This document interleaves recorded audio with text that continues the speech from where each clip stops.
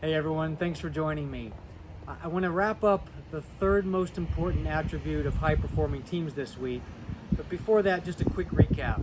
The most important attribute of high-performing teams, which we established a few weeks ago, is just the presence of trust.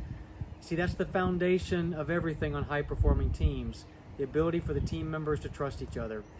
The second most important attribute, building on the presence of trust, is the willingness to engage in conflict, the willingness to talk about controversial topics on the team, because if we're able to get those out on the table, we're actually able to get to better and better solutions.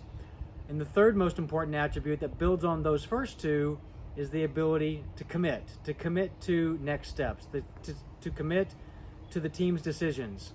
And the character attribute that's so important to that ability to commit, it's courage. Now, I'm not necessarily talking about the courage to overcome a terrifying situation in somebody's life.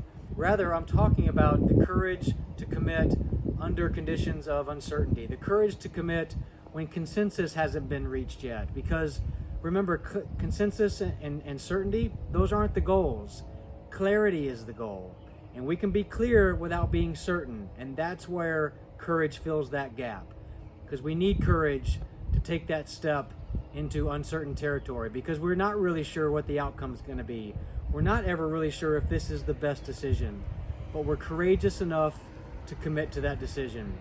You see, when teams make those decisions, they realize, hey, even if we're wrong, we're courageous enough to accept the consequences. We're courageous enough to accept the outcome, because we can pivot and we can learn from the process.